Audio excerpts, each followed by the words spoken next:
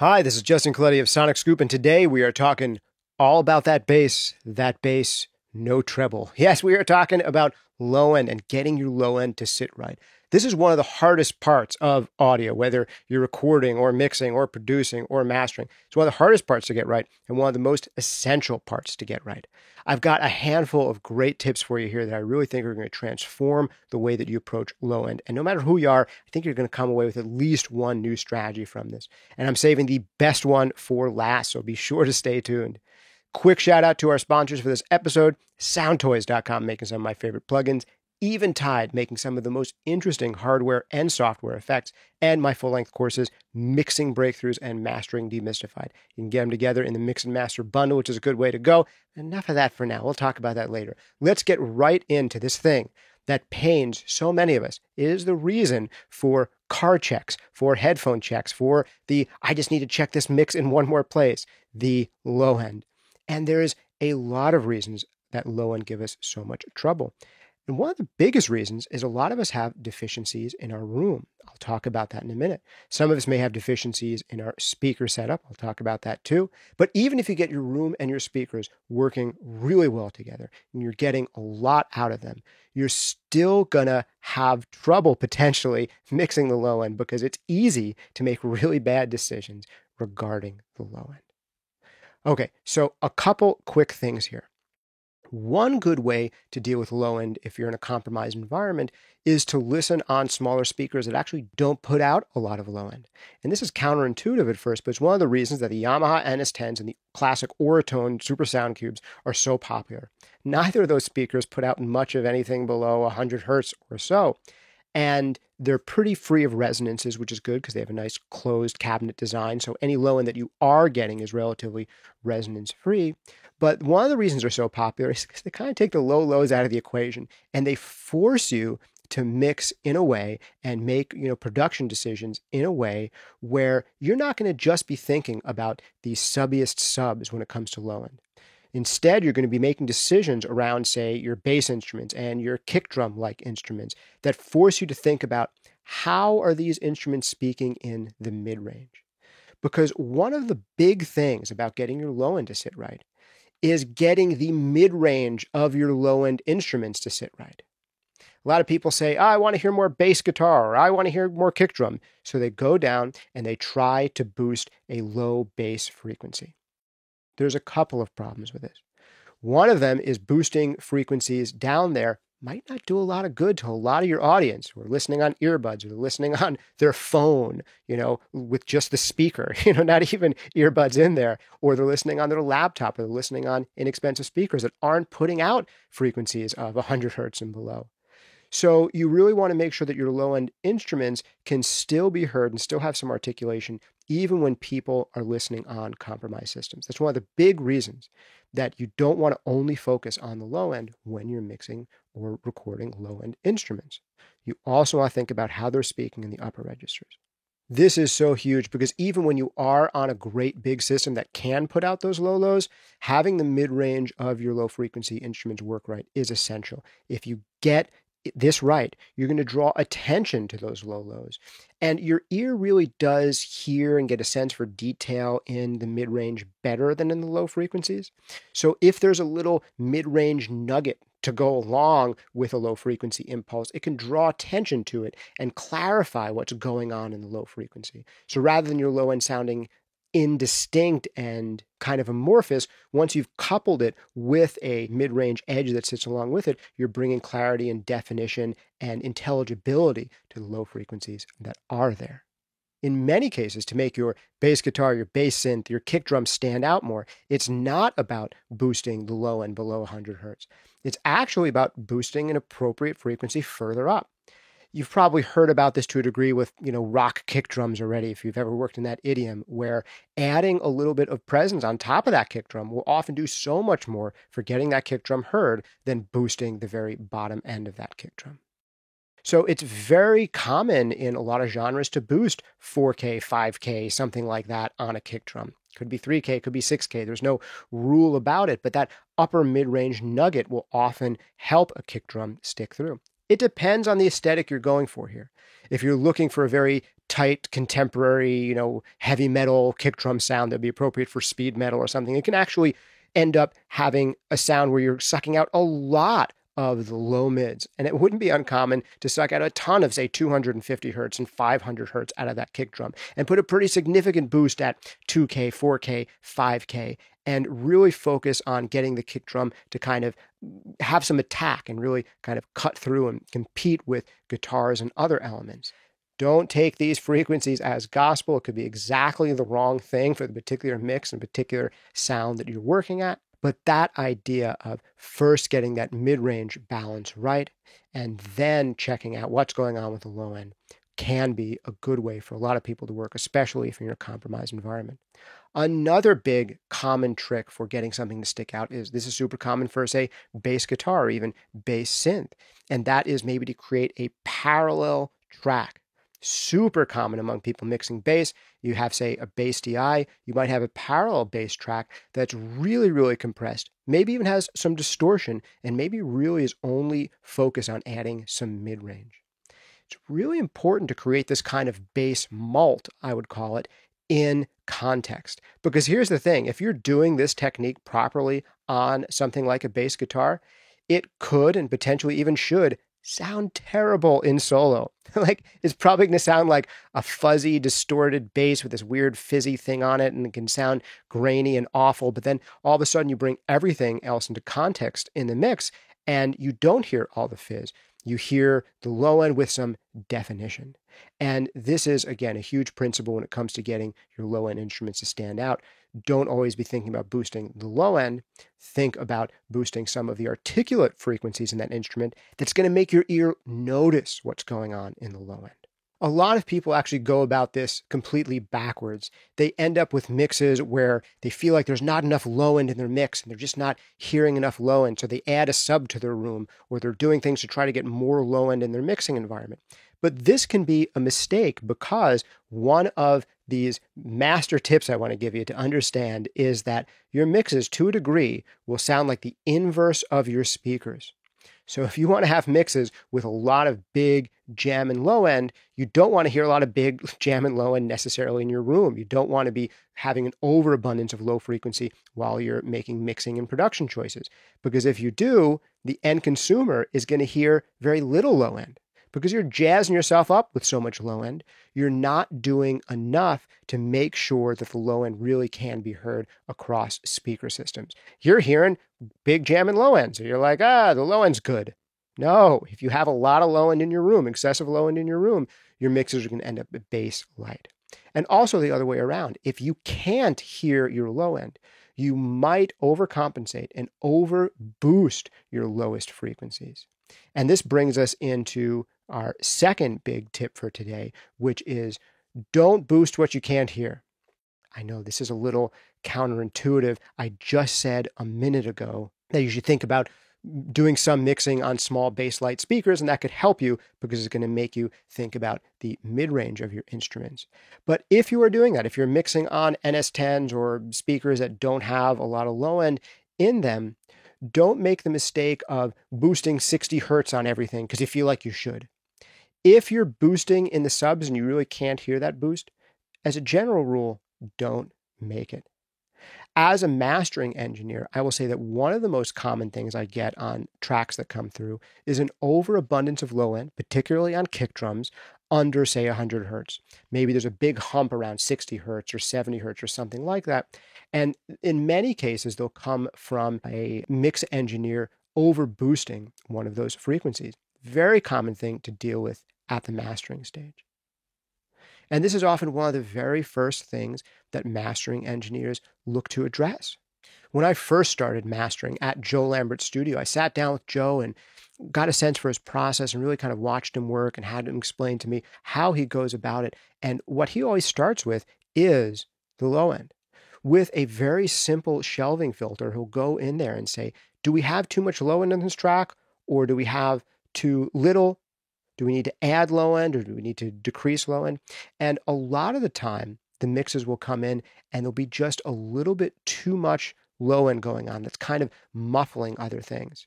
And the mixers don't realize it, but you actually need to add some additional control at the mastering stage below 100 hertz because people were boosting frequencies that they couldn't hear. So this is master tip number 2 here. Don't boost frequencies that you can't hear. First one is focus on your mid-range, not just your bottom end, and then don't boost things that you can't hear.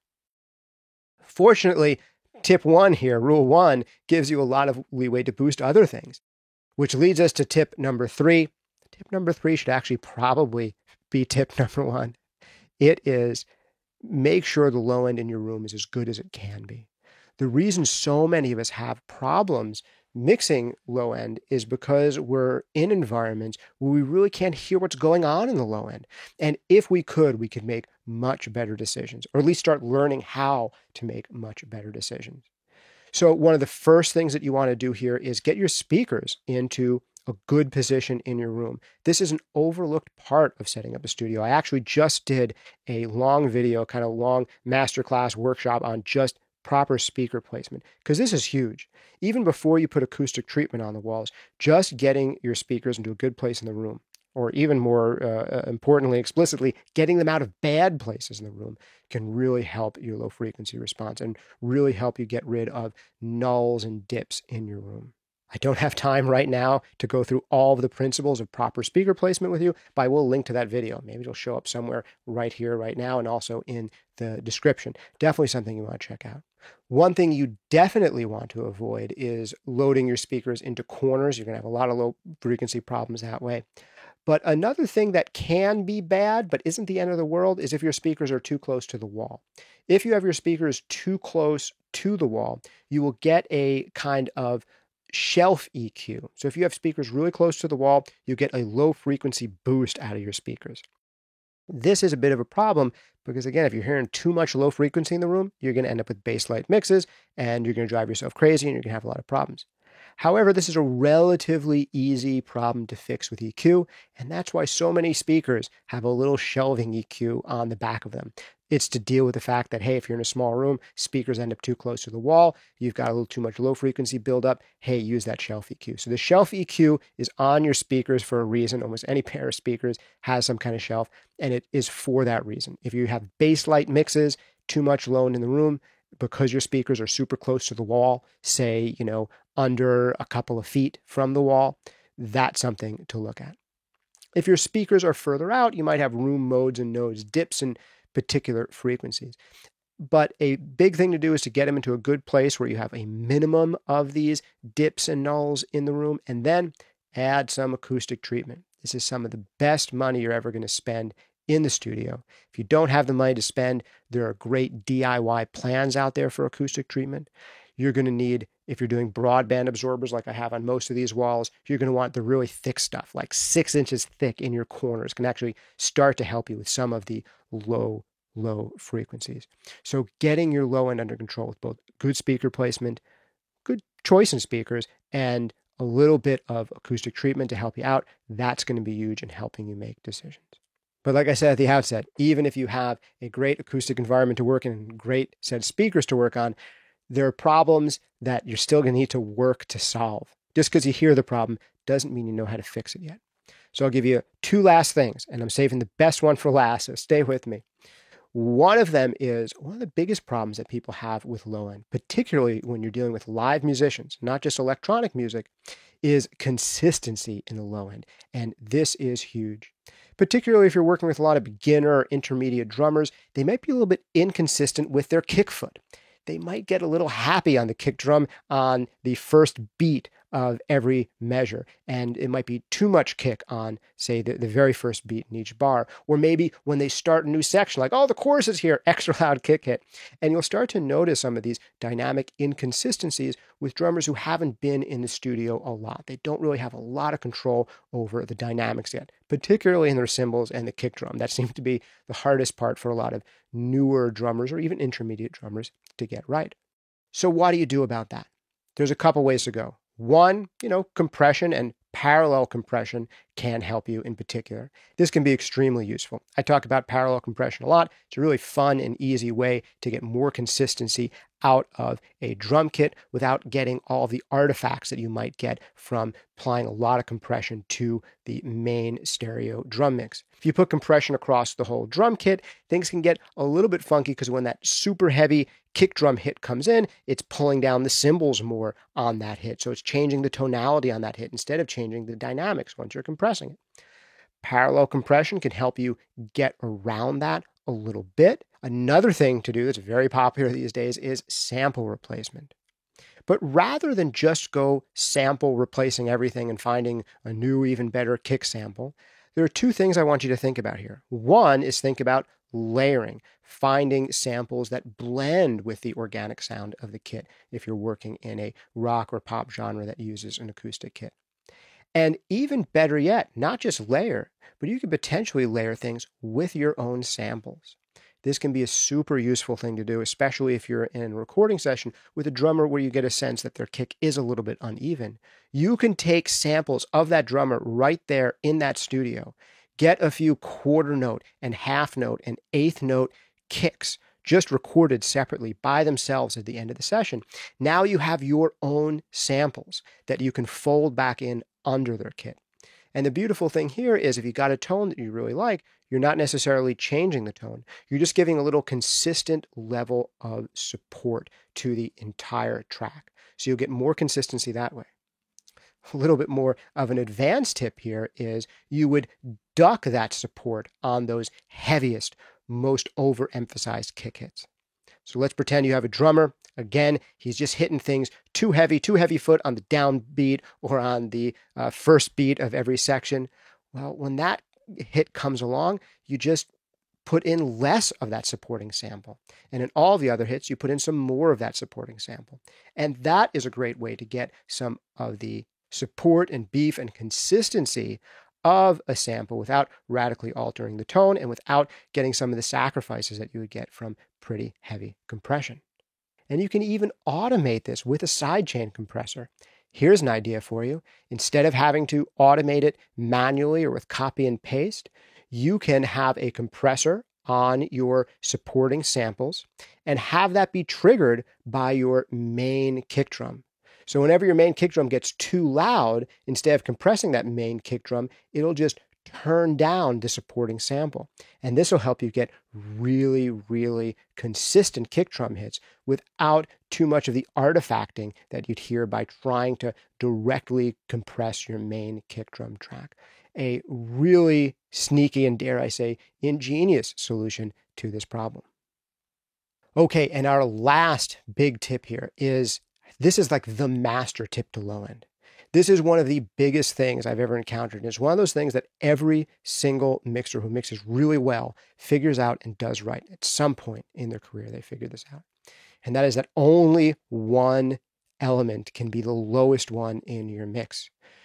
Right? This should be obvious. You can't have two elements be the lowest. Only one can be the lowest, and your other elements have to be above it. It sounds like a no-brainer when I say it out loud, but so few people actually apply this properly to their mixes. When you get to mixing or even arranging and recording, I want you to think really clearly about this. Say to yourself consciously, even write it down, which element in this production should be the lowest one. Is it the kick? Is it that synth bass? Is it that bass guitar? Because you can't have two of them be the lowest. I'll tell you, I really discovered this in a significant way and really felt it in my bones probably too late into my career. By a time where I should have known better and I should have been applying this already, it still hit me in the head when I already knew I should be doing this. I was at a Strange Weather recording studio not too many years ago, owned by a good friend of mine, Mark Allen Goodman. Beautiful place. It's got one of those control rooms where the lows go so deep you can hear everything. It's like being in a mastering studio, really precise monitoring, great acoustic treatment, and I still was getting terrible low end on this mix. It just felt murky, indistinct. There just wasn't any definition in my bass or my kick. There wasn't a good pulse to things. It was just kind of this slow, throbbing mess down there. And I couldn't figure out what was going on. I was trying different boosts and different cuts. And Mark said to me, Justin, why don't you try on that bass synth there? cutting out some low frequencies, just putting a low cut on there. And I said, put a low cut on the bass synth? How can I put a low cut on a bass synth? It's a bass instrument. It's supposed to have bass. He said, just give it a try. Give it a try. Maybe you're right, but try it out. So there was this kick drum, bass guitar, and a bass synth. And I said, well, how much low end do you want me to cut out of this bass synth? He said, give it a try. Everything below 100 hertz or below 120, just give it a shot. I said, I don't know. So I give it a try, and all of a sudden, the low end sounded awesome. Because all of a sudden, there wasn't this giant pulsing, sustaining pad in the extreme low end covering up what was happening with the kick and the bass guitar. By taking bass out of a bass instrument, I made the low end sound better.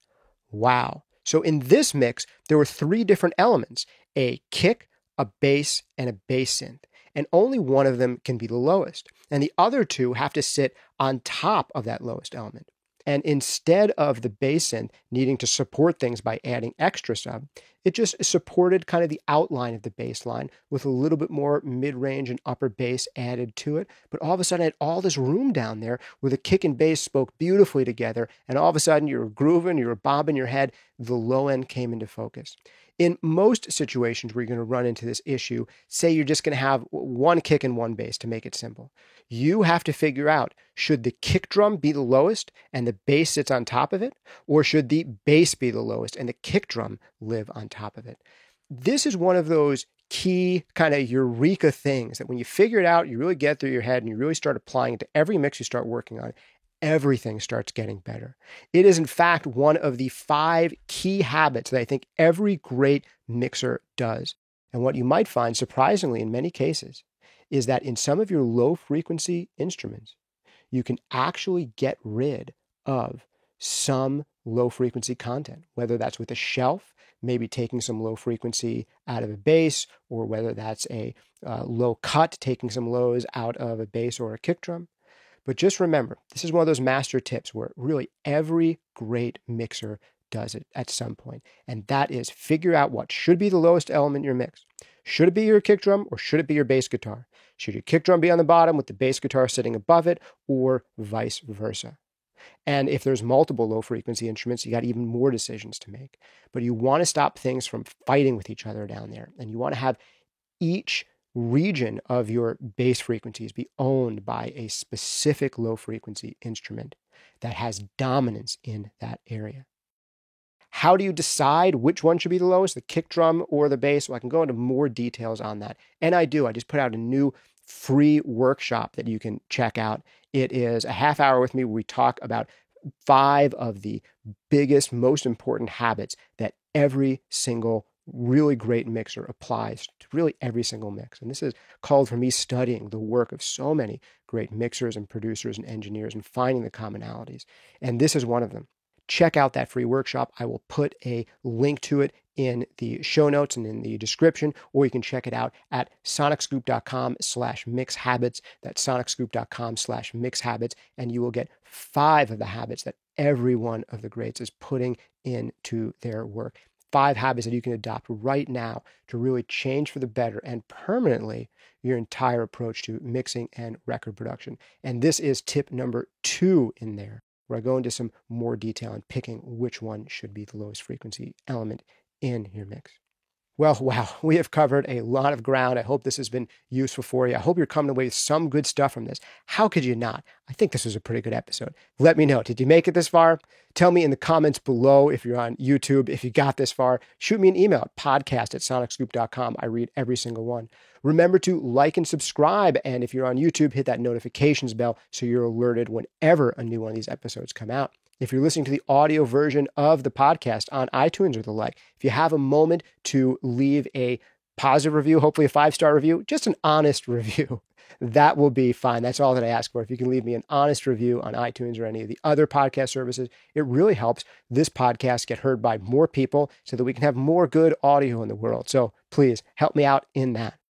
Thanks again for joining me. If you want even more depth with me on 5 of the most important habits to start putting into your mixes right away. Check it out. Free workshop at sonicscoop.com/mixhabits. That's sonicscoop.com/mixhabits. I'll try to put a link here somewhere on the screen or down in the show notes on all versions of this episode of the podcast. This has been Justin Colletti of Sonic Scoop. Big shout out to all of our sponsors this week. Soundtoys, making some of my favorite plugins in the known universe. Check them out, soundtoys.com, where you can try out anything they make for free. If you haven't tried out the Soundtoys 5 bundle yet, just do it right now. Just type in soundtoys.com and then go and then get it for free and try it out for, I think, 15 days or something like that. And whether you decide to buy it or not, you'll know what all the hype is about. And you'll know that I'm not crazy for bringing them up on the podcast every week. Also, Eventide, making some of my favorite, most interesting hardware and software effects. Check them out, eventideaudio.com. You can also try out anything and everything they make for free. Highly recommended, some of the weirdest and most interesting plugins and hardware effects out there. Great stuff from both of those guys. Also brought to you by my 2 full-length courses, Mixing Breakthroughs and Mastering Demystified. By far, probably the most useful thing I've ever done for people in audio and music production. Check them out. Great way to get them is with the Mix and Master bundle, where you can get a discount for getting them both together, which I definitely recommend. Thanks for hanging out with me. Hope to see you at that free workshop. That is sonicscoop.com/mixhabits.